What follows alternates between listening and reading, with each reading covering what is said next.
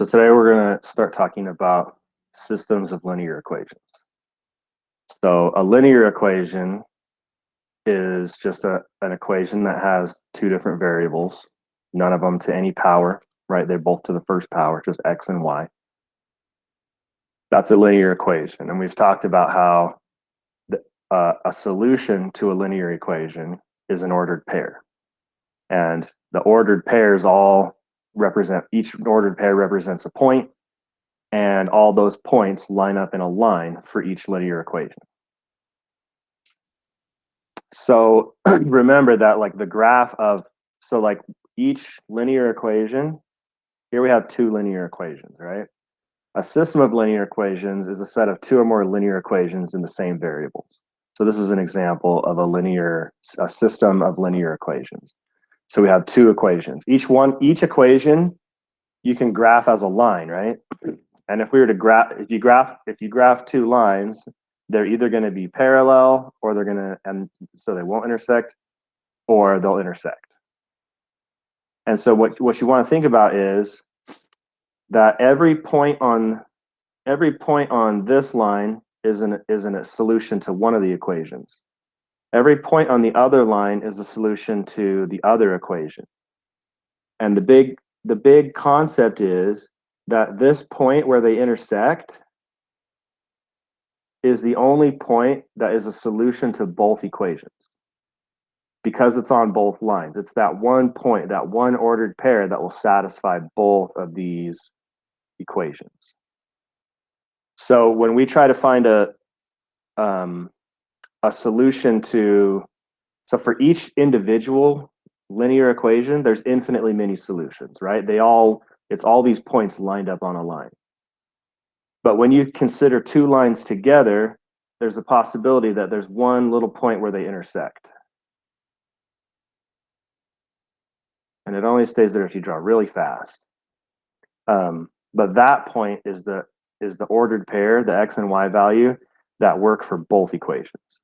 So a solution of a system of linear equations is an ordered pair that is a solution to each equation.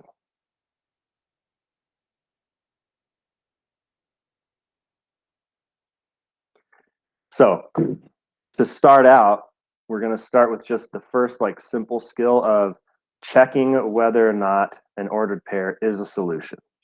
So the format that they give you these questions in is kind of weird. They kind of jumble everything together. So I'm going to highlight the point in each one of these. And then what we're doing with this example is we're testing this point to see if it's a solution to both equations.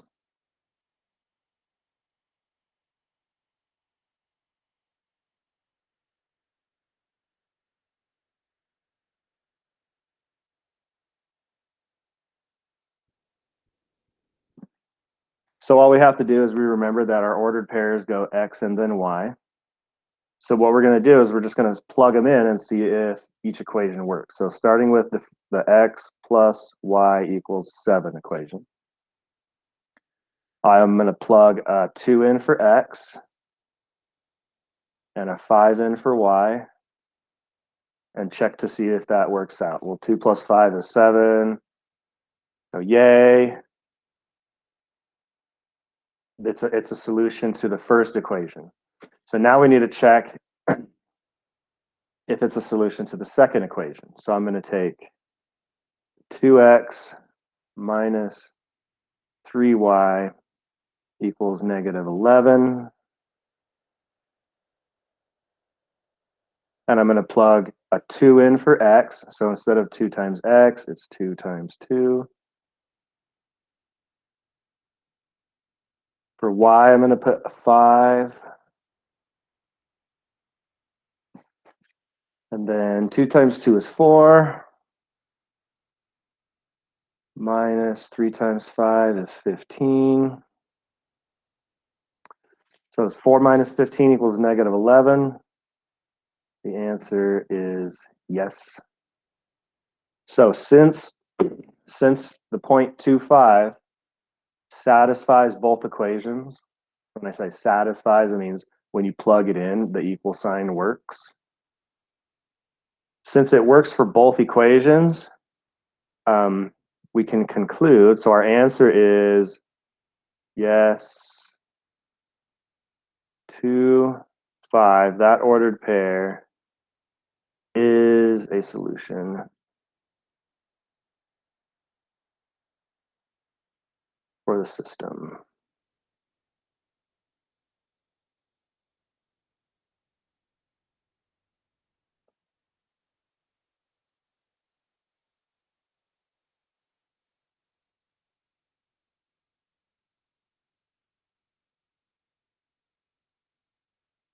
All right, so let's check the other one. So now we're testing the point -2, 0 in these two equations. So first, I'm going to plug it into, I'll take the y equals -2x minus 4. When they're in slope intercept like this, you got to be careful because sometimes we'll just use like our visual spacing and like put the -2 in the y position on accident. So this one I still make the mistake every now and then. The y is 0, so the 0 goes over there. -2 times x is -2 minus 4. -2 times -2 is +4. So 0 equals 4 minus 4, yes. So it works out for the first equation. So now let's check the other equation. Y equals x plus 4. So there we would substitute again a 0 for y, a -2 for x, and then we get 0 equals -2 plus 4 is 2. Well, unfortunately, 0 does not equal 2. So -2, 0 is not a solution to this equation. Therefore, it's not a solution to the system. In order for an ordered pair to be a solution to the system, it has to be a solution for both equations. So we say no.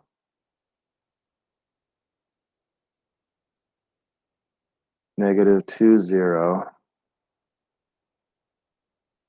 is not a solution to the system.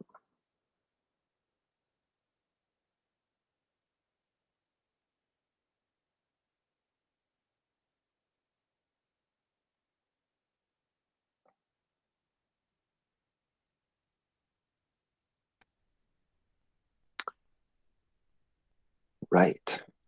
So the next thing that we're going to look at is how we can solve by graphing. And here are the major steps that we're going to take. First, step 1, graph each equation on the same coordinate plane. So we're going to have one grid and we're going to graph both lines on it. Then we're going to look at our graph and estimate the point where they intersect. So we're going to look at the graph and be like, all right, what is the x, y, what is the ordered pair that looks like it's the solution? Then we're going to check the point, just like we did on the last step where we're checking to see if it was a solution. We're going to check that point to see if it's indeed a solution to both equations. So let's try this out. Okay. Here we have a system of linear equations. I'll do equation 1, I think in blue.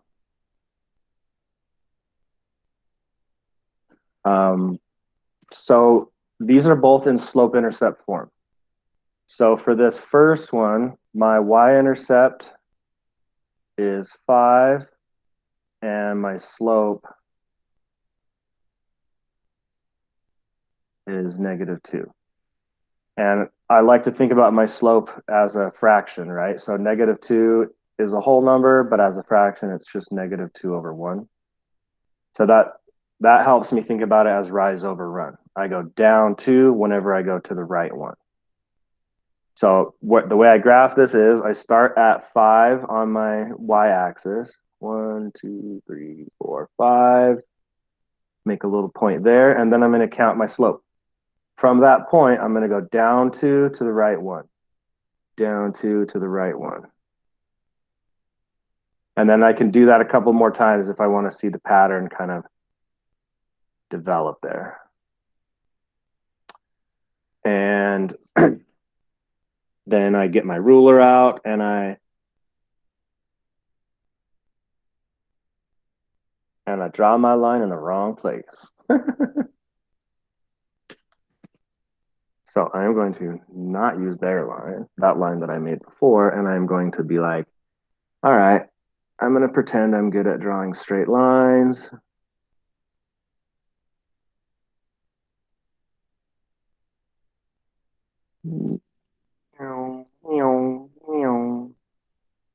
So this part is why it's important to like count out the slope over and over again. Because if you just draw like 2 dots up here and then try to draw a straight line, you could be turning way off course.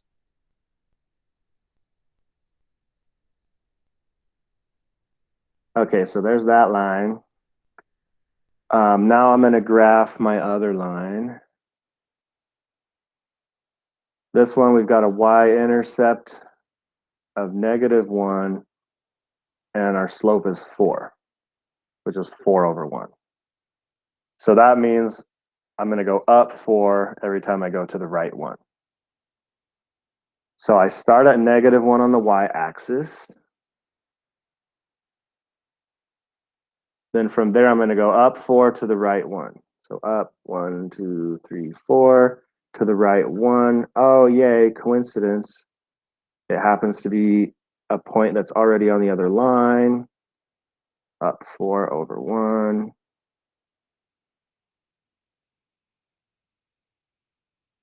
So it looks as though our intersection point is, let's see, this point, the coordinates are, we're 1 to the right and 3 up. So this is 1, 3.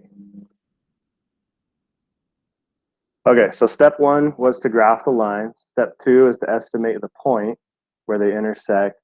Step 3 is to test that point, right? So we're going to say 1, 3 is potentially the solution to this system. To make sure it is, because my graph isn't perfect, right? It's by hand. I have to check this and make sure it works for both equations. So first I'll plug into, let's see, we got y equals, since I'm still using green, I'll do the bottom equation. Y equals 4 times x minus 1. And I'm going to plug a 3 in for y and a 1 in for x. The 4 times 1 is 4. 4 minus 1 is 3. So we get 3 equals 3. And yay, it works for that equation. Next, I'm going to test it on y equals negative 2x plus 5. Again, I'm going to plug a 3 in for y, a 1 for x,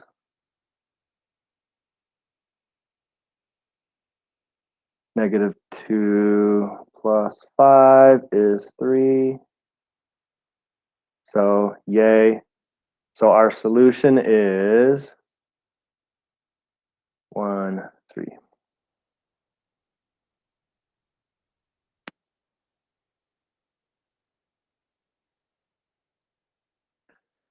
All right, and then we've got one more example to go over.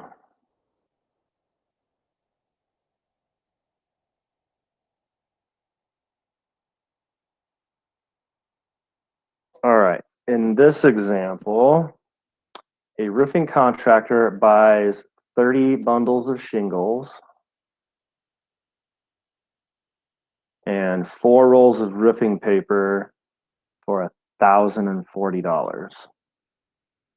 In a second purchase at the same prices, the contractor buys 8 bundles of shingles for 256. And we want to find the price per bundle of shingles and the price per roll of roofing paper. Okay. So we've got 2 different transactions, right? So that can get us 2 different equations.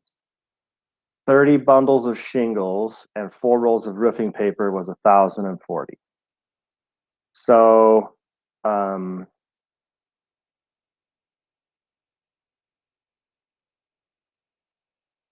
let's see. If we say we want, I'm just trying to think of what variables to use.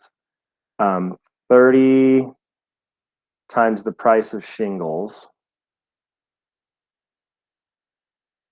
Oops, I should do that in blue. So for that first trip, he did 30 bundles of shingles. So if we let like S be the price of a bundle of shingles, 30 times S would be how much he spent on shingles. Then if we add how much he spent on roofing paper, that's 4 times the price for a roll of the paper. So 30 bundles of shingles plus 4 rolls of paper was $1,040. And we can, let's say, let's pick, it really kind of doesn't matter if you pick, I'm going to say, let's let S be like the Y variable. So if we do like 5, 10, 15, 20, 25, 30, 35, 40. This would be my S shingles bundles. Then down here would be my paper rolls. And do like 1, 2, because they only go up to 4, 3, 4, 5. Okay, so now if I wanted to graph this, remember back a while ago, a couple chapters ago, we learned that in this format we can graph using intercepts. So what you do is you put a 0 in for one of the variables and then find out, so you find out what the other variable would be, and that's your intercept. So to find out like the S-intercept, I would have to put a 0 in for P. So if I put a 0 in for P, then I would have 30S plus 0 equals 1,040. Then I just need to divide by 30 to find out what S is supposed to be. No, that's the wrong button.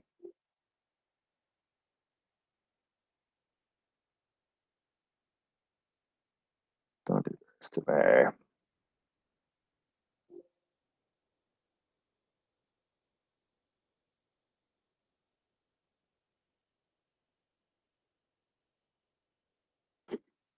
Okay. Remind me that the little calculator button on my keyboard doesn't open the calculator. Calculator. So 1,040 divided by 30 is 34.666666. So S would be about 34.67. So S is about 34.67.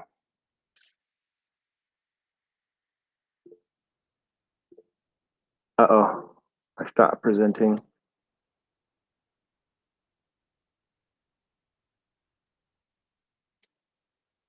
Thanks for letting me know.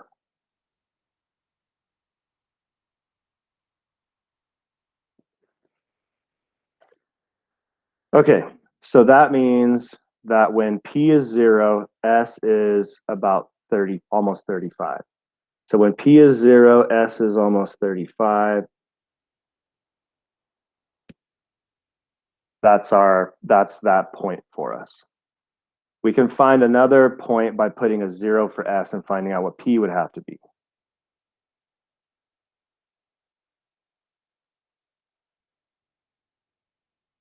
So if I put a 0 in for S, then my equation would be 4P equals 1,040.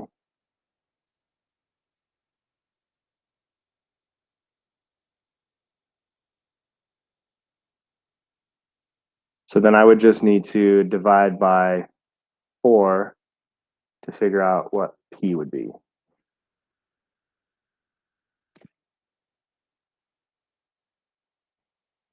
So 1,040 divided by 4.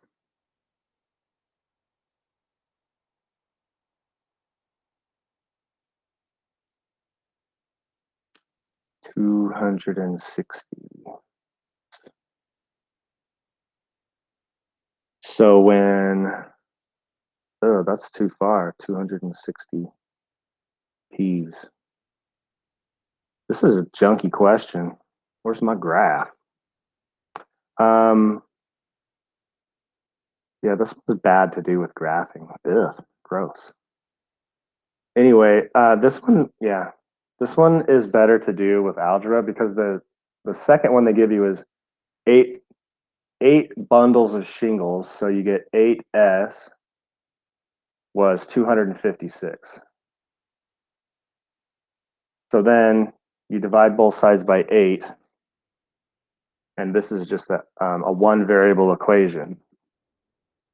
So that's going to be like in our situation, a horizontal line.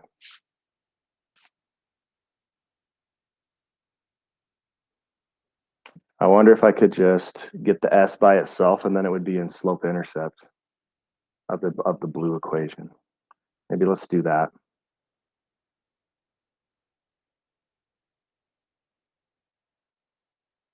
Instead of doing intercepts, I'm going to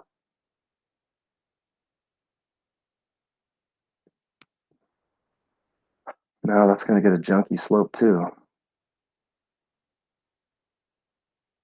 This is a poorly written question, folks. So basically up here, you're going to divide both sides by 8. And you're going to get S equals 256 divided by 8. S equals 32.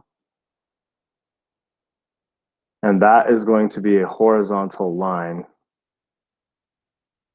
right there. And then wherever our slope is, but we couldn't get our slope because it's too far. It was like that, and then they're going to intersect like this. This is a bad question. Basically, what we're going to do is plug a 32 in for S here to solve it. 30 times 32 plus 4P equals 1,040.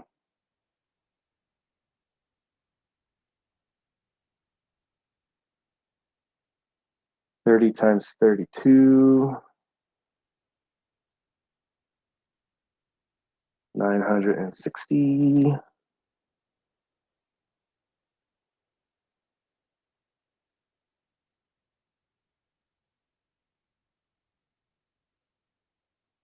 So then we got to subtract 960 from both sides. 1,040 minus 960.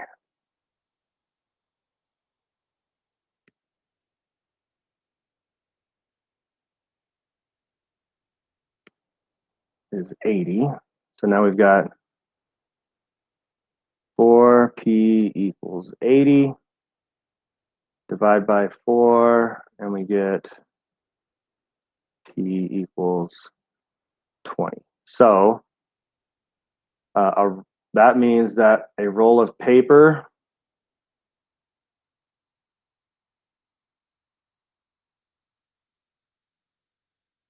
is $20 each, and a bundle of shingles was $32 each. And it wasn't really easy to graph, so poorly written question.